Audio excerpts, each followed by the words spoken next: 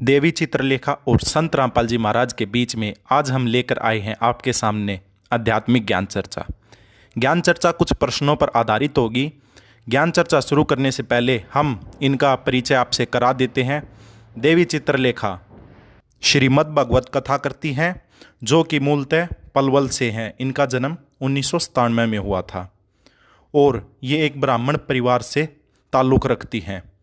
और अब हम आपके सामने परिचय कराते संत रामपाल जी महाराज का। संत रामपाल जी महाराज जाट वर्ण से हैं और इनका जन्म 1951 में हुआ था और ये कबीर परमात्मा को अपना इष्ट देव मानते हैं। अब शुरू करते हैं ज्ञान चर्चा। ज्ञान चर्चा शुरू करने से पहले जिन्होंने चैनल को सब्सक्राइब नहीं किया है, चैनल को सब्सक्राइब कर लें। जैसा कि आपने सुना कि आध्यात्मिक ज्ञान चर्चा 3 प्रश्नों पर आधारित है। ये 3 प्रश्न हैं: क्या भगवान जीव के पाप नाश कर देता है? दूसरा प्रश्न, भगवान कौन है? और तीसरा प्रश्न, गीता किसने बोली? ये 3 प्रश्न के जवाब जानने के लिए हम देवी चित्रलेखा जी और संत रामपाल जी महाराज की कुछ वीडियो के अंश लिए हैं, जो कि आपके सामने दिखा रहे हैं। पहले देवी चित्रलेखा जी का एक वीडियो देखते हैं, जिसमें उन्होंने बताया है क्या भगवान जीव के पाप नाश कर देता है। देखिए यह वीडियो। कर्म को कोई टाल नहीं सकता है। जो कर्म हमने किए हैं उसका परिणाम हमें हर हाल में भुगतना पड़ेगा। बस परिणाम देना भगवान के हाथ में, बाकी सब कुछ हमारे हाथ में। तो ये थे देवी चित्रलेखा जी के विचार, जो बता रही थी कि भगवान पाप नाश नहीं कर सकता, कर्म को नहीं बदल सकता।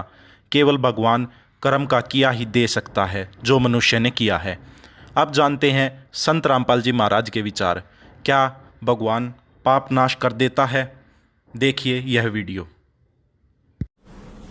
कि जितने भी ऋषि महर्षि संत हुए हैं, ये कहते हैं कि प्रारब्ध का कर्म प्राणी को भोगना ही पड़ता है, भोगे से ही समाप्त होता है। बृहस्पति जी देवताओं के गुरु हैं और देवताओं के गुरु क्या कहते हैं कि इंद्र को बता रहे हैं कि जो आपको सुख प्राप्त है और जो आपको दुख प्राप्त है, ये आपके पाप और पुण्य अक्षय हो रहे हैं, नाश हो रहे हैं, और यही तरीका है इनके नाश करने का। जैसे आप सुखी हो तो आपके पुण्य नाश हो रहे हैं, उनका भट्ठा बैठ रहा है पुण्यों का, और यदि आप दुखी हो तो आपके पाप नाश हो रहे हैं। ये प्रोसीजर, ये प्रोसेस बताया इन्होंने। लेकिन ये है इनका अपना लोक वेद, न ये वेदों का ज्ञान है और न ही ये कोई और अन्य किसी जिसने परमात्मा प्राप्ति की है उस महापुरुष का विधान है। वेदों में लिखा 8वें अध्याय के 13वें श्लोक में, मंत्र में, यजुर्वेद में, कि परमात्मा तो घोर पाप का भी नाश कर देता है। किसी भी प्रकार का संकट आप प्राय भगवान उसको दूर कर सकता है। पुण्यात्माओं, यदि प्राणी को जैसा उसके भाग्य में है वैसा ही भोगना पड़े तो कोई ना भक्ति करे और ना भगवान की जरूरत फिर हमने। फिर आवश्यकता क्या है परमात्मा की? जिसका ऊपर कैर टूटना वो टूटेगा, फिर क्या की भक्ति करेगा? वो कर ली भक्ति फिर तक घुट्टी लावेगा, वो शराब पीने लगेगा या डाके मारेगा कि तो चोरी करेगा। तो इन लोगों ने बिगाड़ दिया पूरा समाज, क्योंकि पहले आत्मा सबसे पहले परमात्मा से ही राहत चाहती है। परमात्मा से राहत ना मिलने से फिर ये बकवाद करने लग जाती है मन के अधीन होकर। और जब परमात्मा का सहयोग आपको मिलेगा, आपको इतना सुख देगा भगवान, इतना बेनिफिट देगा, इतना आपको जो है बरकत देगा, आप सोच भी नहीं सकते हैं। और फिर आपको ज्ञान हो जाएगा तो जहर खाना है, किसी का पैसा मिलावट करके लेना या वैसे रिश्वत लेना, चोरी करना, दान दहेज लेना, ये तो विष खाना है, विष।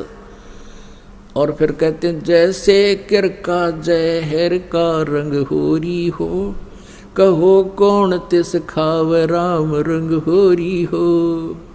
कहते हैं परमात्मा के नाम से होरी माने खुशी होगी, और जहर के किरका जहर का कण भी कौन खाओगा? न्यू पता लग गया, यूं कण पड़ा जहर का, विष का, हाथ भी ना लावा आदमी तो ये जो भी आज आप अज्ञानतावश ये रिश्वत लेते हो, चोरी करते हो, किसी और से धन लेकर नहीं देते हो, इस आध्यात्मिक ज्ञान से आपको पता चलेगा ये विष खा रहे हो, विष।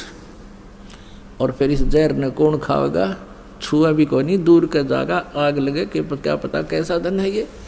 और अब बक्से को ना टंका अंदर से तिदुरियां तोड़ के काट ले जाए। अब देखो पीछे पंजाब प्रांत में उग्रवाद फैल गया था, युवा बच्चे किसी के भ्रमित किए हुए अपराधी बन गए थे। फिर भारत सरकार ने उनसे कहा था, भाई जिसने जो भी अपराध कर लिया सो कर लिया, अब जो भी व्यक्ति अपने पिछले आगे कोई अपराध ना करने की प्रतिज्ञा करेगा और मुख्य धारा में आ जाएगा तो उसके सारे मुकदमे वापस ले लिए जाएंगे। और ऐसा ही हुआ था। और उसके बाद देखो कैसी शांति होगी। तो इसकी किसी आधार से भी थ्योरी ठीक नहीं। ये कहता है कि यदि कोई राजा अपराधी का अपराध अक्षमा कर दे तो कोई नहीं डरे, दूने पाप करेंगे। देखो आध्यात्मिक मार्ग ऐसा ही है। अनजानपने में जिससे जो गलतियां होगी वो उन बच्चों जैसी थी जो उग्रवाद में शामिल हो गए थे अनजानपने में, और फिर उनको उसका पता लग गया कि तो गलत काम हो गया, वो मुख्य धारा में आ गए, फिर शांति होगी, वो फिर सभ्य समाज में आ गए और सभ्य बन गए। इसी प्रकार हम सभी अज्ञानतावश जो भी पाप कर लिया, किसी ने मांस खा लिया, चोरी कर ली, जारी कर दी, कोई और गलतियां होगी, वो अज्ञानता से और किसी के कुसंग से होगी। अब हम फिर मुख्य धारा में आ जाएंगे, भगवान हमारे सारे मुकदमे वापस ले लेगा। जब ही सतनाम हृदय धरो भयो पाप को नासे, जैसे चिंगारी अग्नि की भाई पड़े पुराने घासे। और ये तो इसका प्रैक्टिकल ये भी झूठा हो गया इस संसारिक दृष्टिकोण से जिसने इसने उदाहरण दिया। और अब वेद फेल करेंगे इनकी अज्ञानियों की थ्योरी को। वेद बताते हैं कि परमात्मा घोर पाप का भी नाश कर देता है, ये देखिएगा ये जरूर। और इसको इस अनुवाद भी दानंद जी ने कर रखा है। इसने प्रकाशक है सार्वदेशिक कार्य प्रतिनिधि सभा 2/5 महर्षि सिद्धांत भवन रामलीला मैदान नई दिल्ली से। मुद्रक ये Prince offset printers 1510 Pataudi house Daryaganj नई दिल्ली से। और महर्षि दानंद सरस्वती कृत इसका अनुवाद किया इसने। ये he is not writer of the Vedas, ये वेदों का लेखक नहीं है, वेदों का अनुवाद करता है महर्षि दानंद ओनली। अनुवाद में भी इसने ये देखिएगा 8वें अध्याय का 13वां मंत्र, ये है अध्याय 8 यजुर्वेद 8वां अध्याय 241 पृष्ठ पे। यहाँ पर है ये 13वां मंत्र और इसका अनुवाद इन्होंने किया है यहाँ पर 242 पृष्ठ पे। यजुर्वेद ये 242 पृष्ठ पे ये अर्थ है, हे सब के उपकार करने वाले मित्र आप। ये मित्र का अर्थ इसने उलझाने के लिए लिखा या परमेश्वर के लिए है। इसने सत्यार्थ प्रकाश में खुद कहा है प्रथम अध्याय में कि सबका सबसे हितकारी होने के कारण, हितैषी होने के कारण परमेश्वर का नाम मित्र है। तो हम यहाँ परमेश्वर कहेंगे, हे सब के उपकार करने वाले परमेश्वर, दान देने वाले के अपराध के विनाश करने वाले हो। यानी जो दान देता है उसके प्रारब्ध में जो पाप हैं उनका नाश कर देते हो। यानी कुछ ऐसे पाप हैं जो दान से नष्ट होते हैं, कुछ ऐसे पाप हैं जो अपनी सेवा से साफ होते हैं, कुछ ऐसे पाप हैं स्वाध्याय से साफ होते हैं, नाश होते हैं, कुछ ऐसे पाप हैं जो सतनाम से ही, जो किसी से भी ना हो फिर सतनाम से होते। तो यहाँ लिखा है कि दान देने वाले के अपराध के विनाश करने वाले हो। वेद बता रहे हैं भगवान की महिमा। साधारण मनुष्यों के किए हुए अपराध, एनस्य मन अपराध के विनाश करने वाले हो, अक्षमा करने वाले हो। और पिता के किए हुए विरोध आचरण के अच्छे प्रकार हरने वाले हो, नाश करने वाले हो। क्योंकि एवज न माने नाश करना, और आत्म करते से अपने किए हुए एनस्य माने पाप के एवज न माने दूर करने वाले हो, नाश करने वाले हो। एवज न माने विनाश करने वाले हो। एनस्य अधर्म के यानी घोर पाप के नाश करने हारे हो। और हो जानता हुआ मैं कुछ भी अधर्म आचरण किया करता हूँ वा करूँ। ओह, वे तो कहते पहले जो कर चुके और अब कर रहा हूँ और आगे भी जो करूँगा, अनजानपने में तो जो कुछ भी किया करता हूँ करूँ, उस सब का एनस माने पाप का, दुष्ट आचरण नहीं, एनस से हम ही सब कुछ पढ़ सकते हैं, इसको भी पढ़ सकते हैं संस्कृत को, क्योंकि नागरी लिपि है। एनस से माने पाप है, तो कहते हैं उस सर्व से माने सब, एनस से माने पाप के, अवैधनम माने नाश करने वाले आप हैं। परमात्मा कहा करते थे, गुरु बिन वेद पढ़े जो प्राणी, समझ न सार रहे अज्ञानी। अपने आत्माओं, ना तो व्यास जी को ज्ञान, ना ब्रह्मा जी को ज्ञान वेदों का, नहीं तो ये भाषा कैसे कहता। जो शुक्राचार्य जी कह रहे हैं कि मैंने ब्रह्मा जी से सुना था कि कोई भी पाप कर्म का नाश, प्रारब्ध का नाश नहीं कर सकता, जो दुख है वो भोगना पड़ेगा। और ना बृहस्पति जी को ज्ञान। ये थे संत रामपाल जी महाराज के विचार, जिन्होंने वेदों से प्रमाण के साथ बताया कि भगवान साधक के पाप नाश कर सकता है, साधक के कर्म बदल सकता है। अब हम अपने दूसरे प्रश्न पर आते हैं और जानते हैं देवी चित्रलेखा जी से कि भगवान कौन है। किसी ने सच कहा है, हमारे जो गुरु होते हैं वो बताते हैं, माला जप करो, इतने नाम जप करो, इतना हरे कृष्णा जाप करो।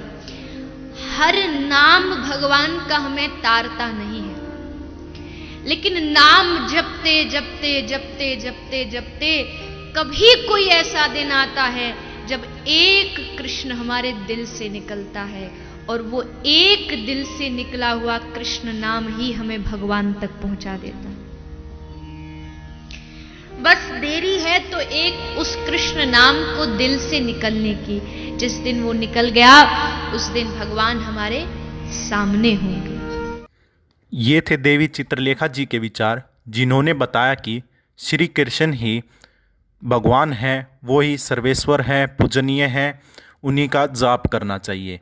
अब जानते हैं संत रामपाल जी महाराज के विचार कि कौन भगवान है। श्रीमद् भगवत गीता, गीता प्रेस गोरखपुर से प्रकाशित है।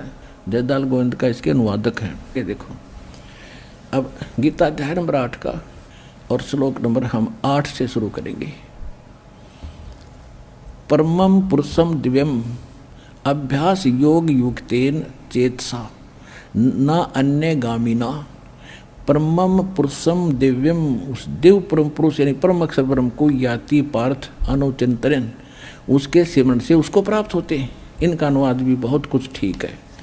8वें अध्याय का 8वां श्लोक। हे पार्थ, यह नियम है परमेश्वर के, गीता ज्ञानदाता से अन्य है वो, अध्ययन नहीं, अभ्यास योग युक्तेन, यानी जो मंत्र वो तत्वदर्शी संत देगा 3 नाम का, ओम तत्सत। ओम तो सीधा ही सरपुरुष ब्रह्म का है, तत् और सत ये सांकेतिक है। ओम और तत् मिलकर ये 2 अक्षर का सतनाम बनता है। वो तत् सांकेतिक है, जो आपको प्राप्त है उनको खूब पता है। और सतयु आदि नाम है, ये अलग मंत्र है, जो सार नाम प्राप्त है उन पुण्यात्माओं को खूब ज्ञान है। तो यहाँ ये स्पष्ट कह रहा है कि उस मंत्र के अभ्यास से, ये योग न ध्यान का इसमें मतलब है नहीं, ये तो हठ योग को ध्यान मानते नहीं। इसका संस्कृत मूल पाठ क्या कह रहा है देखिए, अभ्यास योग युक्तेन, ध्यान नहीं, अभ्यास यानी उस नाम के सुमरण की युक्ति से, उससे लगन से, दूसरी ओर न जाने वाले मन से, यानी किसी और भक्ति में फिर कति ढान नहीं जावे, केवल वही भक्ति करे निश्चित से। अनुचिंतन, निरंतर चिंतन करता हुआ परम दिव्यम पुरुषम याति है। परम पुरुष, परम दिव्य पुरुष यानी उस परम दिव्य परमेश्वर को प्राप्त होता है। गीता ज्ञान दाता से अन्य है वो परम अक्षर ब्रह्म, और वो सच्चिदानंद घन ब्रह्म जिसका 3 मंत्र का जाप है, उसको प्राप्ति कर, उसकी शरण में जाने को गीता ज्ञान दाता कह रहा है। अब आगे देखो, 8वें अध्याय का 9वां श्लोक हम फिर पढ़ेंगे। 8वां तो पढ़ लिया, 9वें फिर इसमें परमात्मा का नाम भी लिखा है, लेकिन ये विषय अलग हो जाएगा, अब यहाँ करेंगे। जो कवि हम सर्वे कर दिया, कवि ये लिखना था, जो कबीर देव है अनादि, सबके नियंत्रता, सूक्ष्म से भी अति सूक्ष्म, सबके धारण पोषण करने वाले, अचिंत स्वरूप और सूर्य के सदृश चेतन।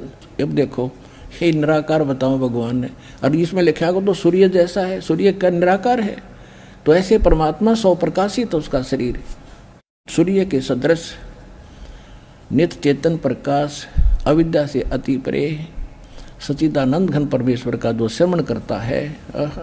9वां हो लिया, 10वां पढ़ेंगे।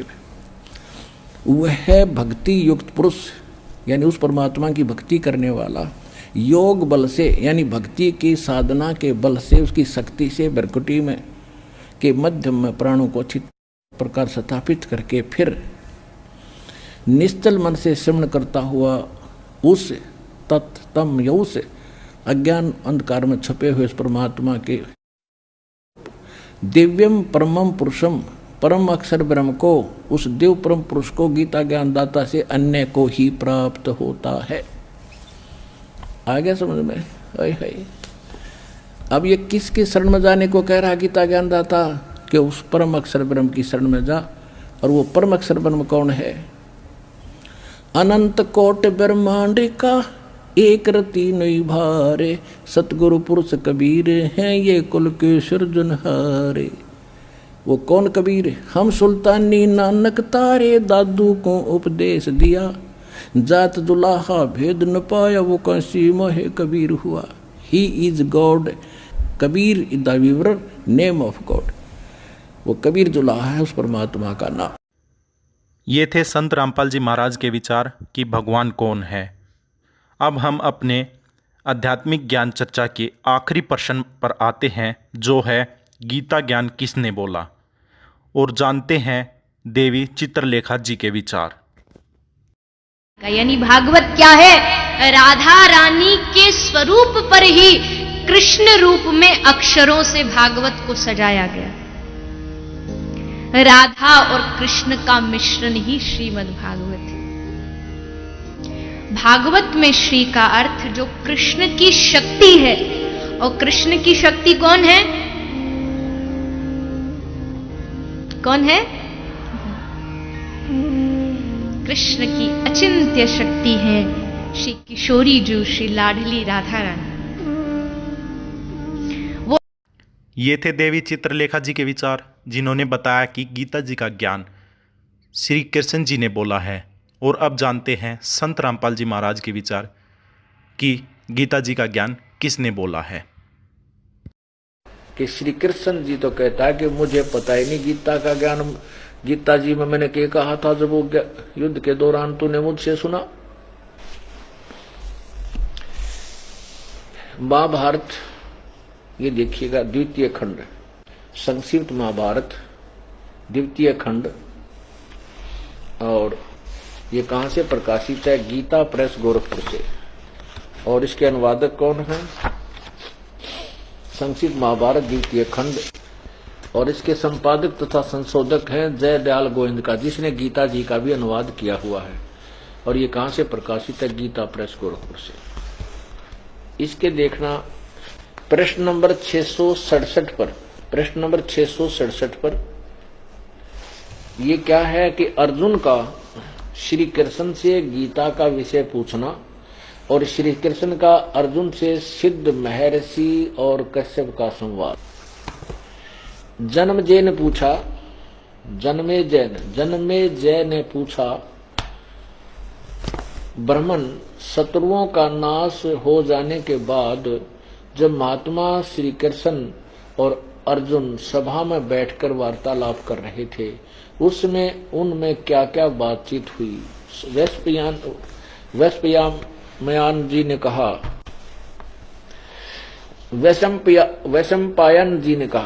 वैशंपायन जी ने कहा, राजन, श्री कृष्ण के सहित अर्जुन ने जब अपने राज्य पर पूरा अधिकार प्राप्त कर लिया तो वे दिव्य सभा भवन में आनंद के साथ रहने लगे। एक दिन सौजनों से घिरे हुए वे दोनों मित्र स्वेच्छा से घूमते घूमते सभा मंडप के ऐसे भाग में पहुंचे जो स्वर्ग के समान सुंदर था। पांडुनंदन अर्जुन श्री कृष्ण के साथ रहकर बहुत प्रसन्न थे। उन्होंने एक बार उस रमणीय सभा की ओर दृष्टि डालकर भगवान से यह वचन कहा, देवकी नंदन, जब युद्ध का अवसर उपस्थित था उस समय मुझे आपके महात्म का ज्ञान और ईश्वरीय स्वरूप का दर्शन हुआ था, किंतु केशव, आपने स्नेहवश पहले मुझे जो ज्ञान का उपदेश किया था वह सब इस समय बुद्धि के दोष से भूल गया है। इन विषयों को सुनने के लिए बारंबार मेरे मन में उत्कंठा होती है। इधर आप जल्दी ही द्वारका जाने वाले हैं, अतः पुनः वह सब विषय मुझे सुना दीजिए। वैशंपायन जी कहते हैं, अर्जुन के ऐसा कहने पर वक्ताओं में श्रेष्ठ महातेजस्वी भगवान श्री कृष्ण ने उन्हें गले से लगाकर इस प्रकार उत्तर दिया। श्री कृष्ण बोले, अर्जुन, उसमें मैंने तुम्हें अत्यंत गोपनीय विषय का श्रवण कराया था। अपने स्वरूप भूत धर्म सनातन पुरुषोत्तम तत्व का परिचय दिया था और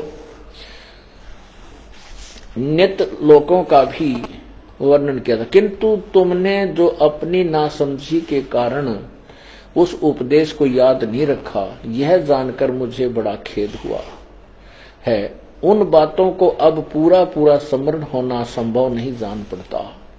पांडुनंदन, निश्चय ही तुम बड़े श्रद्धाहीन हो, तुम्हारी बुद्धि अच्छी नहीं जान पड़ती। अब मेरे लिए उस उपदेश को ज्यों का त्यों दोहराना कठिन है, क्योंकि उस समय योग युक्त होकर मैंने परमात्म तत्व का वर्णन किया था। आज का समाज पढ़ा लिखा है और यह स्वयं निर्णय कर सकता है कौन सत्य है और कौन असत्य है। आज का आध्यात्मिक ज्ञान का निर्णय मैं आप पर छोड़ता हूँ कि आप सत्य का पता लगाएं। हमारा काम इतना था, हमने दोनों के विचार आपके सामने रखे। अब यह कार्य आपका है कि आप स्वयं निर्णय लें कि कौन आपके मानव जीवन के साथ खेल रहा है और कौन आपको सत्य ज्ञान प्रदान कर रहा है। धन्यवाद।